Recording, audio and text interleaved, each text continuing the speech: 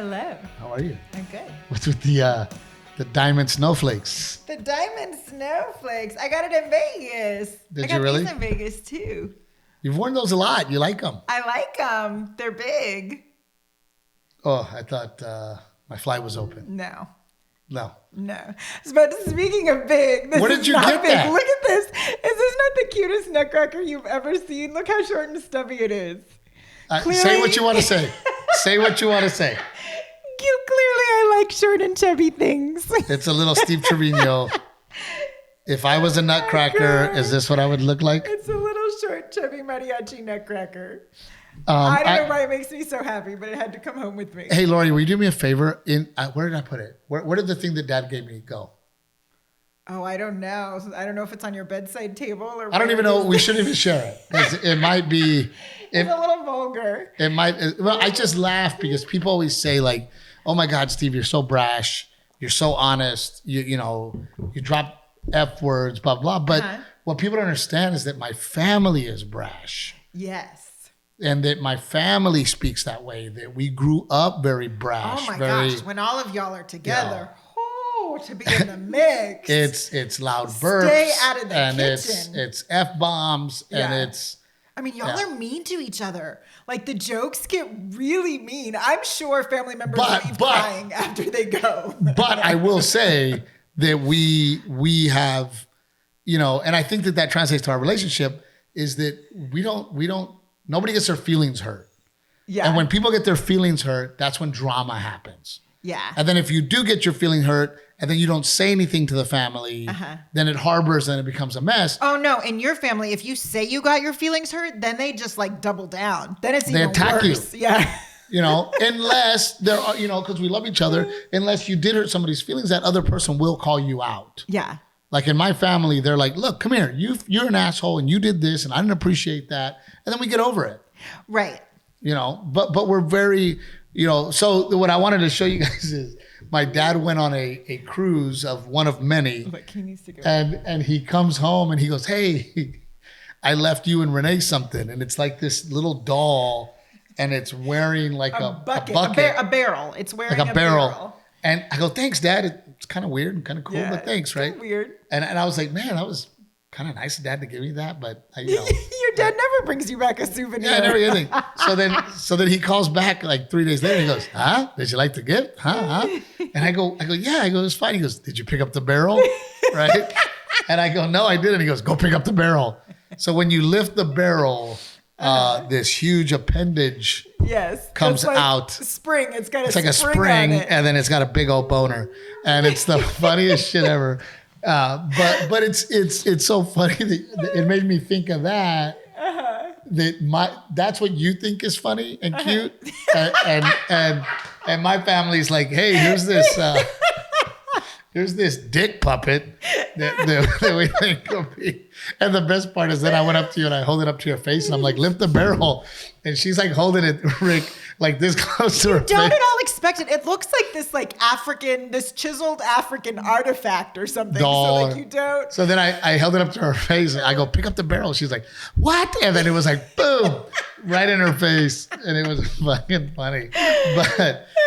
But Yeah, but I do love the fact that my family's very forward and very honest. Yeah. I grew up in a very honest family and nobody beats around the bush and everybody just fucking tells you how it is. But if you're not used to it, I think it's a little uncomfortable. Like, I think it makes a lot of people uncomfortable if they're not used to it. Oh, I think it makes a lot of people uncomfortable because a lot of people are used to being babied. The whole world is you baby everybody. And that's why but I love the fact that my parents raised me that way. Yeah. I love the fact that, man, nothing hurts my feelings and nothing bothers me. And, I'm coaching Little League. There's times that I know that the other coaches are talking and they're not talking to me. I don't get all boo-boo, hoo-boo, boo-boo, boo-boo. Yeah. Right? I'm just like, okay, well, whatever. When I don't other know people, if that's true. I think you get your feelings hurt. You get your feelings hurt. Well, I mean, of course I have feelings. So yes, of course. You're not like me. You have feelings. What I'm saying, you do have it. what I'm saying is that for little bullshit, I don't get my feelings hurt. Yeah. somebody calls me a name, somebody makes fun of me, somebody says they don't like me. I'm just like, well, fucking whatever. Right. Like, you know, Right. I get my feelings hurt when I think the main way that I get my feelings hurt, if we're thinking about it, is when I really try to do something for somebody and I really go out of my way and then they don't appreciate or they do something shitty. Yeah. Right. That hurts my feelings where I'm like, man, because you're such a giver. Yeah. I'm really going out of my way to do things for you. And either you're not appreciative or you want more. Goes unnoticed. You want more. Yeah. And it's like, man, I've like you didn't see all the things. Yeah. That, you know, and I shouldn't be that way. Right. You shouldn't be that way. Normal. You should give with not wanting anything in return. Expecting anything in return. Sure. So I don't even know where to begin. I did wreck the mule. We already talked about that. We did? Yeah. Okay. Yes. But we did go to Vegas. We did go to Vegas. I want to find out what you thought was the best part of Vegas. Dinners, the food. The food is so good. And our friend Nick set us up with the most amazing dinner at the library in the Nomad over at Park MGM, which was just like a really cool restaurant. You know what someone was telling me? I don't know if this is true, so I don't know if I should talk about it on the podcast, but the restaurant is like floor to ceiling books. That's why it's called the library. Apparently, it is a family's private collection, like some stupid old wealthy American the name family. of the family. Is it the Rockefellers or like somebody? One of those families. It is their private collection of books. And so he said that like people were trying to steal they'd like try and take a book off the shelf. So the really valuable books, like first edition. Yeah. No, it's a beautiful restaurant. Like, and again, dude, like, so we get there and we need a table for 12. There's a bunch of us and Nick is so sweet, man. Nick's like a brother. I mean, we look alike and we look like that. we both look like that. But Nick's he's just become a really great friend and we love having him around and he runs the restaurant there. So I was like, man, we need a table for 12. He's like, no problem. So we get the table for 12, but right in the middle of the restaurant.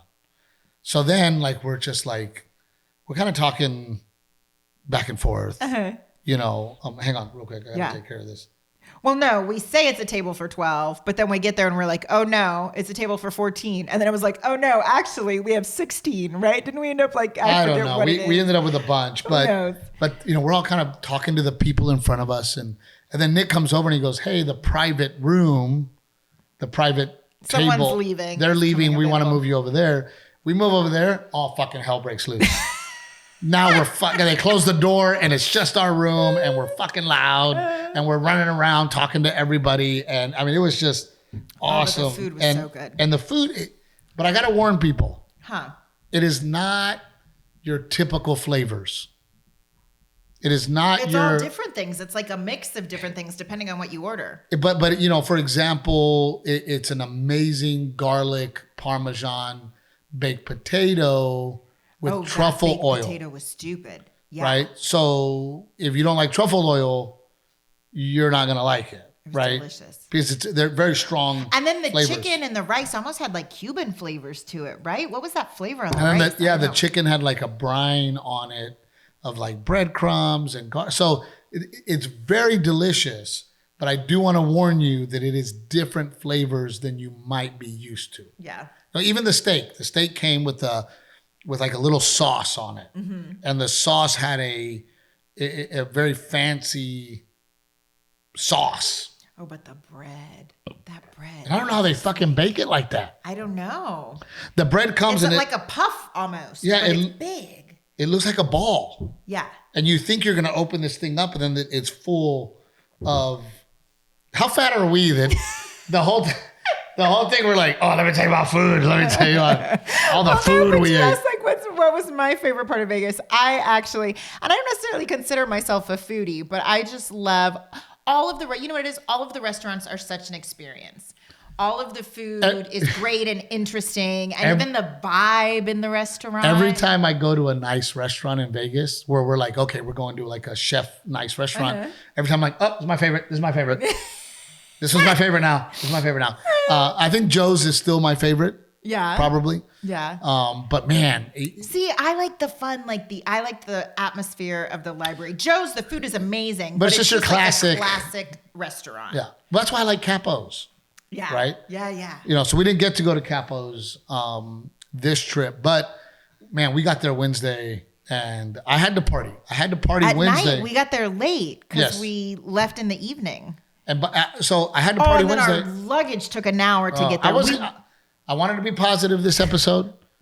I didn't want to shit on the luggage people in Vegas. No, you were so jonesing to get to a craps table that you could not wait for the luggage. You were like, let's just have the driver drop us off and then he can come back and get the bags. And I was like, the driver doesn't know what our bags look like. I'm not leaving my clothes here. Oh, no, dude. I landed and I was like, I'm home. You did. I was like, I'm home. Multiple times you were like, I'm home. Welcome home. Love Vegas. Love it. Now, not to be negative, and we're not going to be negative about it. Yes. I did not deliver, Lori, on all of the things that I was asked to deliver on. Yes. No, I was dying laughing because we get to Vegas the next morning and I wake up and I guess I must have missed it. But Lori sent us a recap email of our discussion on last week's podcast about what we were going to do. And I was dying when I read the email. I did deliver on, can we say 90? Yes. 90%. Yes. I did deliver on 90%. Renae did get a day alone. Renae did get a pedicure. I did go to the spa. I got a massage and a pedicure. And you I was did in get the a nap. sauna and the steam room. It was awesome. You did get a nap. I did get a nap. And I took you to the library to eat dinner. You took me to awesome dinner. We also had dinner at Stack. That was really nice. I was, I'm really starting to like the Mirage. I do too. I really am. It's just like chill. It has a fun vibe. It seems like the dealers are friendly. Like you didn't get any. Did you? I don't know. Well, I don't play. I don't sit at a my table. old favorite spot was MGM. Yeah. I like the floor, the casino floor. I like the energy there. I like They have a big old food court late at night. It's very. It feels very clean. Mm-hmm. It feels very nice. Yeah. Without being flashy. I don't like the Bellagio. The Bellagio I don't feels like stuffy. the Wynn. Oh, see, I think the Wynn is beautiful. There's too much going on. It's too much. But so I had to party Wednesday because had to. Yeah, it was your first night. Well, not only that, I was going to be able to sleep in on Thursday, but the problem was that they had scheduled press for Friday morning. And I'm like, are you fucking kidding me? After your show. Thursday night is the night that I have my own craps table, that I'm doing my show. Yeah. I want to fucking party on my night that I do my show. Couldn't. You still did. Don't say couldn't. I stayed out. But only till 3:30 instead. And I didn't drink 5 a bottle of Crown. Because I knew I had to get up. I don't know. I went to press with you on Friday morning, and I think your breath still smelled like Crown. It probably did. It was coming out of my pores. But that was from Wednesday. That was from Wednesday night. But even that was funny because I'm in the weird part of fame or celebrity. And the reason it's weird is because a third of the people are like, oh my God, Steve Trevino. You love you, freak out, so excited. Can I get a picture? Yeah. Right? Yeah. And then other people just kind of, they don't know who I am, but there's nothing going on. We get to the TV station and I did get mistaken for a bull rider. Oh, you did? Remember? She comes out, she's like, oh, Sage, come on in. And I'm like, I'm Steve Trevino. She's like, oh, and everybody was like, awkward. And then she was like, well, are you supposed to be on the show? And I'm like, I was told I was. Yeah. And then the security guard's like, who are you, man? Yeah. Who you be? And I'm like, well, I'm Steve Trevino. I'm supposed to be on. I don't know if you're supposed to be on, man. And then they're looking at Tim and I like, who the hell? We don't even know who you are, and you brought 2 people with you? He's like, I don't know, man. And then he's like, oh, turns out you are supposed to be on the show. And I'm like, yeah, I'm supposed to be on the show. So, but there's moments like that in my career where now it's like, the highs, it's like highs and lows. Yeah. You have people that go, oh my God, Steve Trevino, I can't believe, can I get a picture? And we love you and you're so funny and blah, blah, blah. And then there's people like, who the fuck? We don't care, Just to keep it all in check, baby. Just to balance it out. It does. Yeah. It definitely does balance it out because, and again, there's times that we get treated so special. Yeah. Because people know who I am. Yeah. And then there's times that we go somewhere where I'm like, it's me. And they're like, yeah. Don't you know I'm bougie? Yeah, wait in line, loser. Wait in line. I know. What were we doing? I forget what we were because we had your sister and your cousin with us. Vicky and Jamie were with us, and I forget what it was. And you were just like grumpy. We were waiting in line for something, and Vicky was like, "Oh, you've got to wait in line like a normal person." And that was another thing too is the family time. I love my little sister and as well as my older sister, but it was so very nice to spend time with her. And Jamie's just, she's such a beautiful girl. In so many different ways, but she loves her family. Yes. Yeah. And I love that she loves us and we love her. And so her and Victoria are best friends and they got to have a girls trip, but it was kind of in conjunction with us. Yeah. Right. So it was really cool. And Jamie took. She was the official trip documentarian. We were joking about, she's like the girl from Can't Hardly Wait that like is like, sign my yearbook. So that's what John said. Don't take John's joke. Don't take John's joke. No, Jamie said it. Jamie actually said it herself. No, but Jamie said that John would tell her that she's the sign my yearbook girl from Can't Hardly Wait. Yeah. So that was great. And then of course my dad, my Aunt Elva, my Uncle Eddie, my stepmom You Sarah. had a lot of family this trip. They were all there. Cousin Eddie and his new wife, who I hadn't met, you know. And Dad and Sarah they were like, hey, I think that first day, Thursday. Yeah. Was it Thursday? They're like, hey, come meet us. So we went down they wanted to go downtown. We did. Yeah. You went. That's when I did the spa day. You fucked off, right? We went downtown and then I killed it at the craps table. Killed it. And I get so mad because I'm like, Dad, follow me. Yeah. I keep telling him the field bet is the worst bet on the craps table. The horn bet is the worst bet on the craps table. I don't know what that. I mean, I remember saying field, but I forget what the horn is. I'm like, Dad, stop playing these shitty fucking bets. Yeah. So anyway, we fucking killed it. Then I go to the slot machine. I kill it at the slot machine. And then we met for dinner back at Mirage. Thursday night. What did we do Thursday? Oh, your show.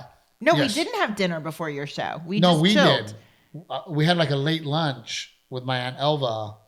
And that was nice because she goes, this is the best birthday I've ever had. You're my favorite nephew. Thank you. And you could the best appreciation is when you see it and you feel it. Yeah. I could feel it coming off of her. I could see in her eyes and in her sincerity how appreciative she was. Yeah. Because of course I treated for that lunch and we got him tickets to the show. We had him backstage. Yeah. I mean, she was just over the moon with, oh my God, thank you. And it just that I guess that negates all the others. What do you mean? Like all the people that are like, oh, the all the times people aren't appreciative when you get someone who's like really super appreciative. Got you. But I also think that there's some people that they don't have the facial expression. They don't express that way or emote that way. Inside they're appreciative and they go, hey, thank you. And you're like, really, motherfucker? Are you appreciative? Doesn't seem like it. You know what I mean? So, but it was awesome. And then, Dad and I played craps together that day. Your dad rallied at night. Dad was having a blast, dude. So then I finally get my own craps table. And then, so I've had my own craps table before. Last time you were there, right? But it didn't go very well. Oh. Right? It wasn't like we didn't get hyped. Yeah. We had fun, but it wasn't, dude, this one was so fucking I don't know, the whole casino. Well, no, from across the bar, we were chilling. There's a bar next to where your table is, but we're in the back corner of the bar, and I kind of have an angled view of your table. And I forget who it was that was sitting. It was me and Dawn, and we could see you guys clapping and we were chanting, and getting rowdy. So hit the number, hit the number, hit that. I mean, the whole table, and then it was funny. People must have thought y'all were idiots. Oh my gosh, dude. And Grandpa Joe never, like, you know how he is. His face doesn't move. Oh, yeah. He's very I mean, he'd look over from Chad, 8-Ball, and he'd be like, waiting for like enjoying it, right? And we're like, hit the number. And then the number would hit, he hit the number. And then like we'd run, like everybody would like Chinese fire drill. We'd all run around the table, like laughing and high-fiving. And even Dad would be like, hey, right? I mean, what did the dealers say? They were having, and we were of course tipping them and you know, being appreciative. And I mean, dude, we are. The pit boss, he's cool with it? There's a bet that is hit them small, hit them tall, hit them all. Yeah. If you hit them all, right, you get fucking paid. Yeah. But if you hit the small ones, which is 2, 3, 4, 5, 6, and 8, if you hit those, you get 30 to 1. Right? So I always put $10 on that. When you hit that, that's $300. What is hit them tall? If that's small, what's tall? The bigger numbers. How high do the numbers go up? 9, 10, 11, 12. Oh, okay. Right? So we hit, we several times, we were one number away from hitting them all. Right? Andy Sanchez was one number away forever. Yeah. We're like, get the 2. Get the 2. I mean, we're fucking screaming. And then I wish I could get up, but Andy's like, I got it. Like, I got it. I'm gonna get it. And we're like, come on, Andy, get the number, you know. And then he'd roll a 9. We were so positive, like, the 9's good. We're good. Everybody wants the 9. We're happy with the 9. We're happy with the 9. The energy up. Yeah. Dude, we had a fucking blast. And then it's already like 3 a.m. And you know, I just, this poor bastard. Like, he comes right next to me and he's doing one of these. Oh, you see that a lot in Vegas. And he's got his cash, but he's kind of doing one of these, right? And the pit boss goes, he points to the thing that says reserved table. He's like, it's reserved. The guy goes, I don't give a fuck. I want to play. And he's like, you can't play. Yeah. And then his other brother was hammered but can't talk. Right? Like, his other buddy's just like, you know. So then he tries to put his money down. The dealer picks up the money and puts it back on the thing. Goes, you can't play. And he goes, who the fuck's going to stop me? Security. Right? So then female security guard comes. Yeah. Female security guard comes and she's like, sir, unfortunately, this is a reserved table. And he's like, well, it's the only fucking table open. Who do I got to talk to get on who fucking reserved this table? Right? And I'm over there like, right? Actually, I looked at him, I said, I did, and you're not welcome. Right? Did you really? Well, yeah, because that's hard because you don't want to like exclude someone, but also the dude's clearly a mess and kind of acting like a dick. So it's also going to kill the vibe at the table. And by the way, how many times do I invite strangers to come play with me? For sure. A million. Yeah. Right? Had he come in there and been all like, hey, what's going on? This is awesome. Y'all are having so much fun. I would have been like, yeah, dude, get in there. Yeah. Yeah. But he was fucking shithoused. And right? you weren't? No, that was Thursday. I wasn't allowed to drink. I had press. If I was shithouse, I'd be in jail. So then... That's true. If I was shithouse, I'd be in jail. So then the guy's being a dick, and she goes, listen, you're not going to play. And she goes, you're not getting on the table. She goes, but at this point, you have 2 choices. This was the dealer or the security guard? The security. She goes, where are you staying? She goes, I'm staying here at this hotel. And she goes, then good. Go to your room, call it a night, we're good. And he's like, go to my room? I ain't going to my fucking room. And she's like, if you don't go to your room, then you're going to spend the night in jail. We're going to put you in handcuffs. And he's like, you're going to put me in handcuffs? He's like, I'd like to see you fucking try it. So then she's like, security. And then like fucking 5 dudes showed up. And then again, the main dude, he goes, you got 2 choices. Oh, they tried to give him out. He goes, you can go to bed in your room. I understand you're staying here. And we'll walk you to your room. Or we'll put you in handcuffs. He goes, do it, bitch. Boom. They tackle him to the ground. They tackle him? Oh, they just dropped him. Put him in handcuffs, picked him up, and fucking walked him out. And I'm thinking to myself, like, oh, just go to your bed. Why would you ruin a Vegas trip? Like, just go to bed, dude. And I've been that drunk, but I ain't going to jail. Not at this age. I was going to say, I don't know. I'm going to bed. I feel like a younger Steve Trevino would have gotten drunk too. The younger Steve Trevino, yes. But he was not a younger guy. Oh. He was older than me. And I'm sitting there looking at the guy like, dude. Oh, I forgot. So just to do things in chronological order, I went to go visit Brad. Oh, and I had just gotten back from the spa, and I was like, this is not happening. I'm not showering and getting dressed, like rushing out the door. So I took a nap, but you went to go see him. Well, and the crazy part is Jimmy Schubert was headlining. I'm a huge Jimmy Schubert fan. Yeah. The guy, and the reason I'm a huge fan of his is he's had a wonderful career, Jimmy Schubert. Yeah. But he's actually, in my opinion, one of the funniest stand-ups out there. And he's one of those guys that doesn't get the love he deserves. Yeah, he's so underplayed. God, he's funny. So please do yourself a favor. Look up Jimmy Schubert. Very, very funny guy. Rick, do you know Jimmy Schubert? Of course, yeah, he's a legend. Oh my God, he's funny. You know, and I couldn't wait to see Jimmy. Yeah. Brad was literally running late. You know, and then Trey and Sabrina came into town. Trey and Sabrina decided to come with me. I got them seats. I wanted them to meet Brad, but they're like, well, we don't even know if you're going to meet Brad because he hasn't even landed yet. Oh, like literally was not there. Wasn't even physically there. They go, he just texted us. He's going to be 5 minutes before he walks on stage. Do you want to say hi real quick? I'm like, yes. I would love to say hi. You know, I love that man. Yeah. I love him. And, you know, we went backstage and he's all laughs and all good attitude. And we gave each other shit like we do. Yeah. You know, because now you have to walk through. You guys are like this. Yes, that's me and Brad. That's exactly me and Brad Garrett. Because he's so tall. That's great. Good job. You got a funny one. So the new club, to get to the green room, you have to walk through the kitchen. Okay. And he goes, I bet you didn't have a problem finding it. He goes, Mexicans are good at getting through the kitchen, right? And it was, and I go, of course, a Jew walks in the bar, you bought it, right?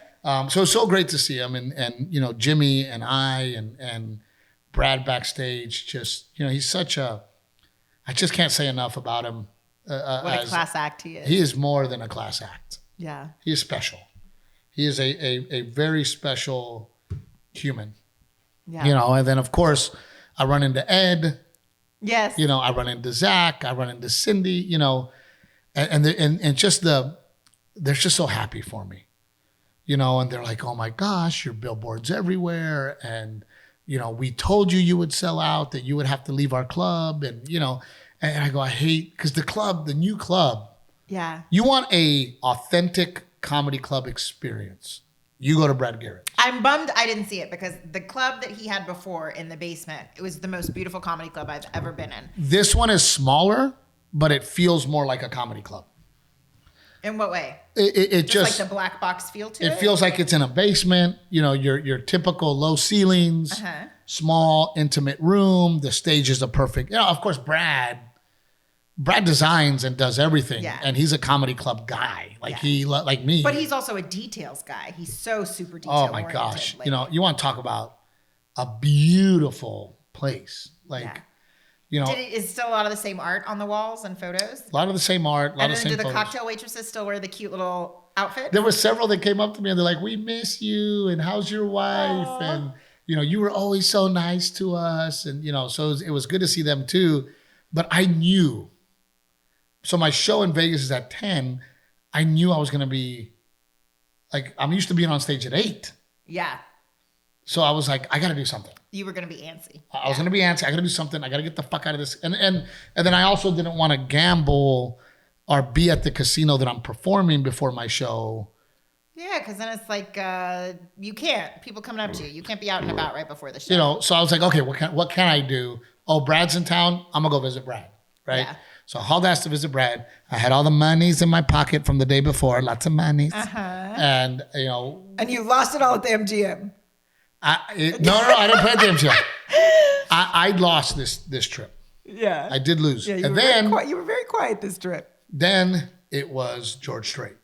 Oh, well, you know what I was going to say? If we're keeping it chronologically, it was actually really nice that we had all your family up in our suite before your show. Instead of like hanging backstage in the green room like we normally would, to just have your family up in the room, I thought was just really nice and pleasant. It was cool. And it was really special.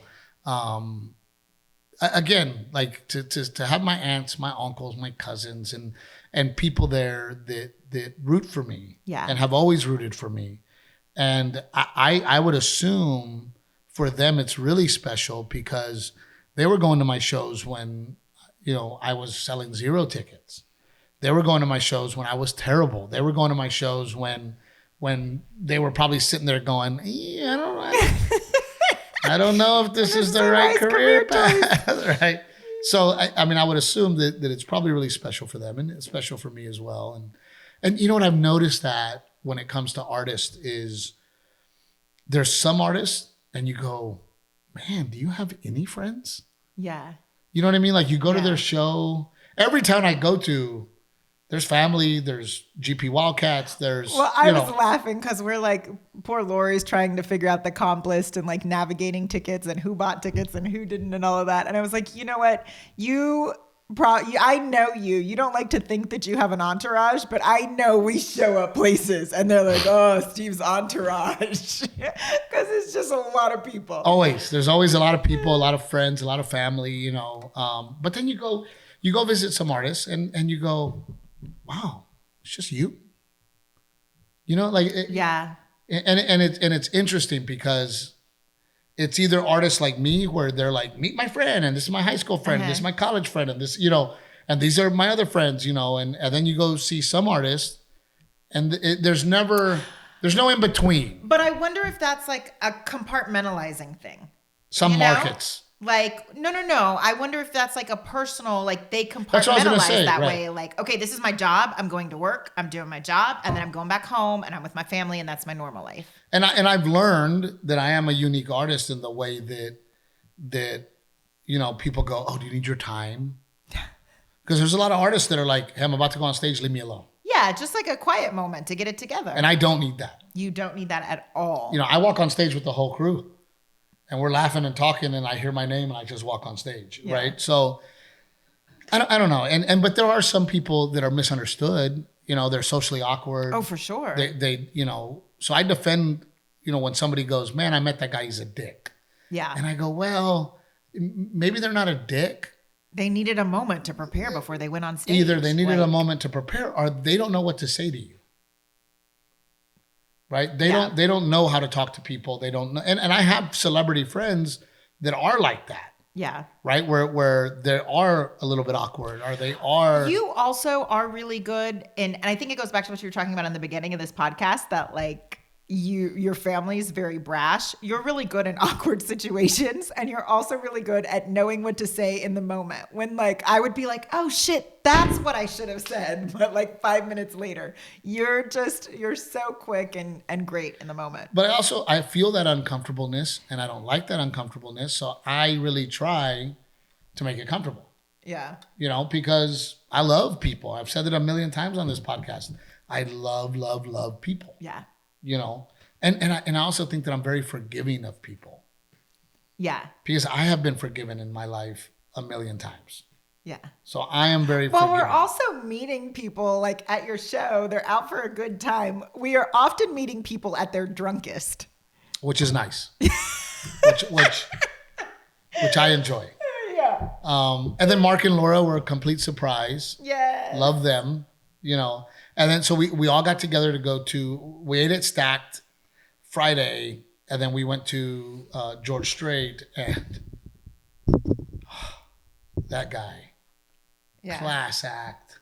I mean, doesn't he have an album that has 50 number ones? And that's not even all of the number ones. Yeah, 60. That's just the album. Is that what it is? Yeah. But Mike, and it made me so proud because he's like, on the keyboard from San Marcos, Texas, on the fiddle from San Marcos, Texas, on the fiddle from San Antonio, Texas, yeah. on the steel guitar from, and I'm like, that's my neighborhood. That's my hood, Yeah. But, total professional. 2 hours. And I'm not kidding you. He's wearing a cowboy hat. He's tucked in his shirt. He's wearing his Wrangler jeans. He's in cowboy boots. And I swear to you, Tiny. it looked like he didn't even sweat. Oh, it was so easy and effortless for him. Yeah. And a lot of times, you've been to concerts before. You fall in love with the music and they're on the radio or on your phone or whatever, and then you see them live and you go, that doesn't sound like them. Yeah. Because they add and they fix and right. Yeah. George fucking sounds like George. Well, and I mean, that's what's crazy too, is he's getting older. Like as you age, your voice changes, but he still sounded so good. He's a blessed man. Yeah. He's been given a gift and he shares that gift. No problem. I mean, he's and he bows, and he's so gracious. Doesn't talk much during his show. Yeah. But when he does, it's always, and I learned something from him watching him. What? He doesn't say thank y'all for coming. He says thank you for coming. Uh-huh. Right? He doesn't, so it makes it feel like he's talking to me. Yeah. He said thank you. He didn't say, well, hey, thank you all for coming. Yeah. He goes, thank you for coming. Yeah. And I felt like, and the whole time I'm like, is he going to give me a shout out? Steve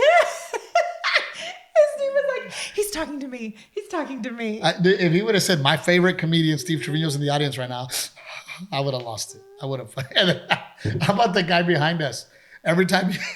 So George was, I'd like you to meet my band from Austin, Texas. Texas. I'm doing the behind. Texas. And then from San Marcos, like, Texas. Like everybody. I mean, like, all right, dude, so loud and so many times that as a group, we all started laughing. Yeah. I mean, literally everybody within 30 feet of us was laughing. Texas. I mean, like fucking losing their shit. But it was just, if you are a George Strait fan, you really got to catch a show because, we do joke around that, oh, is this his final farewell tour? It might be. I mean, he's not young. Yeah. I'm not saying he's old. Yeah. But he's not young. And it might be someday, right? And it will be someday. I mean, I really regret not seeing Tom Petty. That's what I was going to say. Tom Petty and Prince. I regret not seeing Prince too. I saw Prince New Year's Eve in Houston, Texas in 1999. That sounds with Monica Chavez and Kim Trevino. 1999, right? And I was such a little punk that we had this after party at my friend's place. And the whole time I'm like, it's taking too long. Get Prince the fuck off stage. I want to go party. Like, please get the fuck off stage. No. But he did not sing Darling Nikki. Yeah. Which is one of my favorites. Did he play like 10 instruments? Yeah. No, Prince was an amazing talent. And then George, I mean, there's so many songs that I realized that he did not play that I like. Yeah. And it was a long show. And again, he had a moment where he goes, here's a song you don't know. But it's my wife's favorite. My wife's favorite. It's my wife's favorite, so I'm going to play it. And a moment like that where you go, wow, man, this guy, still really thinking about his wife and making an effort to sing her song. But Cross My Heart has become my song to Delilah. And I wanted to hear it so bad. And he did not play that one. Yeah. But I'm not going to be mad at him because he played so many songs. Well, his encore was probably like, 2, 4, 6? It was like it was 6 or more songs, the encore when he came back out. And I do love the way that he does his show where 4 songs on this corner to face those people and then 4 songs on this, and he'd go all the way around singing songs. Yeah. And it was funny to see the audience like, it's our turn. Like we'd stand up. Like when he came to our side, it's like, okay, now it's our turn to stand up, right? And he would, I mean, it was just, phenomenal for me. I mean, the musicians were amazing. Yeah. The experience was amazing. We were in the Bud Light Lounge, so we were able to hang out like a bar. Our seats were awesome. Our seats were amazing. And I have to take Garrett. Yeah. I think Garrett will be very inspired to see something like that. He loves George Strait. I wish he had been there with us. So I'm going to sneak away with Garrett one day and take him to this tour. So I have, Lori, we have to look for tickets. We'll get 3. Lori's coming. But it was just a beautiful show. That was Friday. Saturday, Renae did feel like we were there a day too long. It was just a day too long. It was to be away from like Delilah. Garrett was handling it well, but Saturday Delilah was starting to have meltdowns. And I just feel bad. I know that when Delilah's having a rough time, it's just rough. And so I hate to not be here for that. That was hard. No, it is hard. And you know, it becomes hard for us to enjoy each other's company because we're both, that's what makes it hard being a parent. I'm anxious about getting home. Yeah, you're thinking about the kids, you're Yeah. thinking about getting home. But we still had fun. We Yeah. went to Yeah, go. yeah, yeah. We ate dinner at the library. That was Saturday. Yes. And then we all went to hang out with Josh Abbott and his group. I just wish Taylor had been there. His wife wasn't there either. It was so great to meet the in-laws because it reminded me of your dad, right? Because I mean, his mom and dad were like, They love it. "We're loving They this," love it, right? yeah. And partying and hanging out and I mean, I had such a great time. Me and you danced. Yes. We took great pictures. Yes. And then it was quite brutal in the morning to then get up and be at the airport by 7. Well, I didn't have a baby in my lap, so I was actually able. I was like, I'm sleeping this flight. I slept the whole flight. I tried this. I slept like Half of it. Yeah, like Yeah. that. But I also knew I have to get back on schedule. Yes. So if I sleep the whole then- time, And then you're jumping ahead 2 hours, so the day's shorter. So that's like a saving grace too. You're not having to power through as long. but it was a phenomenal trip for Mom and me. Yes. We had a great time and we needed it. And they're so good to you at the Mirage. And I know you were there last year, and we saw your faces on the Aces of Comedy, but something about like going back for a second time and seeing your face next to Ron White's and Ray Romano's, like it just felt different. Well, last time you kind of hold your breath, yeah. right? Last time we get there and we go, "Ooh, this is cool," but let's hold our breath because if I fuck this up, Right. Was it just lucky? we ain't coming back. Yeah. You know, and this year we're coming back. They gave us an additional show and they both sold out. Yeah. And there's very few tickets left. And it's going to sell out. Yeah. You know, also went to go visit my friend Stetson Frost, who handles the Lane Frost brand. Oh, that's right. Cowboy Christmas was there too. I very rarely like a cologne. Uh-huh. His cologne's amazing. It smells good. I didn't smell the women's perfume, but I know you came home with his cologne. It's amazing. And I hung out with his nephew, Josh Frost. I can't wait to find out. I need to check up on him, but he's doing great. Yeah. He's a bull rider, a real cowboy. And, you know, I'm really looking forward to seeing where he ends up. Yeah. And that was also funny because he comes to my show and there's like, I don't know, 5 people after the show that are like, "Oh my God, Josh Frost," right? Uh-huh. Then I go hang out with him at the rodeo booth at Cowboy Christmas. Uh-huh. And there's like 3 people that are like, "Oh my God, Steve Trevino," and everybody else is in a long line to meet Josh, right? Yeah. So it's completely Reversed and flip-flopped, you know. But what a good kid, man. You How know, old is he? Josh, 20 something. Yeah. You know, your rodeo career is not long. Yeah. You know, and he's just a all smiles and very polite and just a good dude. So Yeah. I'm rooting for him. Please follow Josh Frost and root for him with me. Well, when you're there this week, it's like the finals. It's the end of the rodeo, right? They'll be wrapping it up. Yep. So we'll see if he ends up at the buckle ceremony, and I am rooting for him. So Yeah. we'll see what happens. But great weekend. We had lots of fun. Yes. I know people asked if I was going to be there this week, and I was like, no, it's a quick trip because you do Vegas and then you're off to Salinas and Visalia. So I fly in Wednesday night. I do my show Thursday night. I wake up and I drive to California. Yeah. So. And then Tucson and Phoenix, and then it's Christmas. Oh my gosh, dude! It's right around the corner. Yeah. It's right around the corner. So Oh, great. and then Dania Point for New Year's. Yep. And then just to give everybody kind of a very quick update, Daddy Raymond's doing great. Yeah. He's responding well. He's doing great. We are in great spirits over here. In different spirits. You know, we feel good about the way things are going for Daddy Raymond. And then me and the wifey are doing good. We needed that weekend. I'm not going to say we didn't fight. But I'm also not going to say that it was bad. It wasn't bad. Yeah. You know, we had a great weekend together, and we held Yeah. hands, and we had nice dinners, and we laughed, and we hung out with great friends, and you know, it was just a good vibes, good time. Yeah. But to wrap things up on a sadder note and a heartfelt note, we had a wonderful person reach out to us, Yeah. and they donated to Helicopters for Heroes. An incredibly generous donation. I'm not going to say the amount, but we greatly appreciate it. And I thought it was really sweet because they donated on behalf of their son, right? And because of their wonderful donation, I would like to mention their son and his website. So if you could please do that. Louis Pazderitz.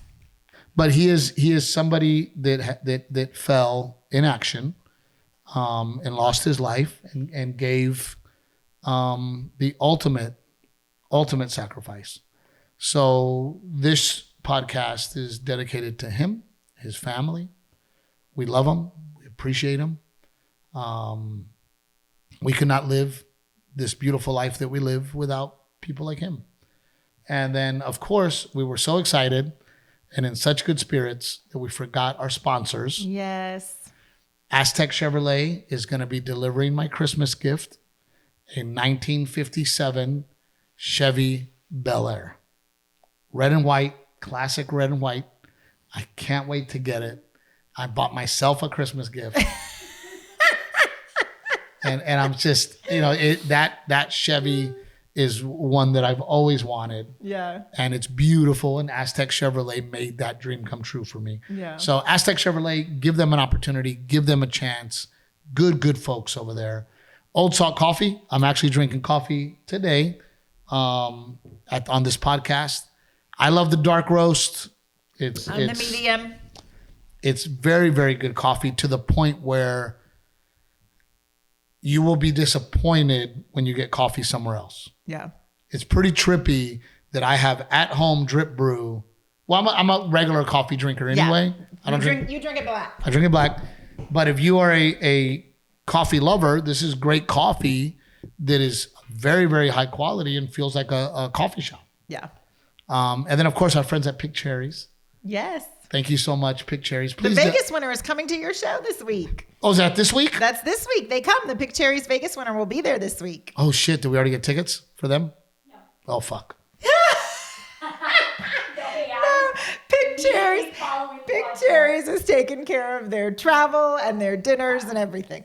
And then very quickly, I am Steve Trevino. This is my beautiful wife, Captain Evil, and we are doing a contest to come join us with free tickets on New Year's Eve to bring in the new year with us. So if you are in the South Miami area, It's North Miami, right? it's right by Fort I don't Lauderdale. know my Florida geography. If you are, well, you just ruined this promo. Please submit, sign up on the website, and you have an opportunity to win 2 free tickets for you and your spouse. And you get to walk on stage with us to bring in the new year with me and my beautiful wife, Captain Evil herself.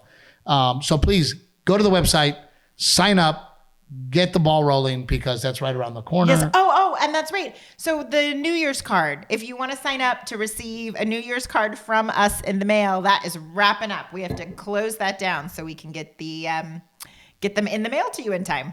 We love you all. Thank you so much. We're not going to ask Rick if he has questions. This was longer than we expected. Yes. But we had a lot of fun today with you guys. And I do want to say that thanks for continuing to follow us through our ups, our downs.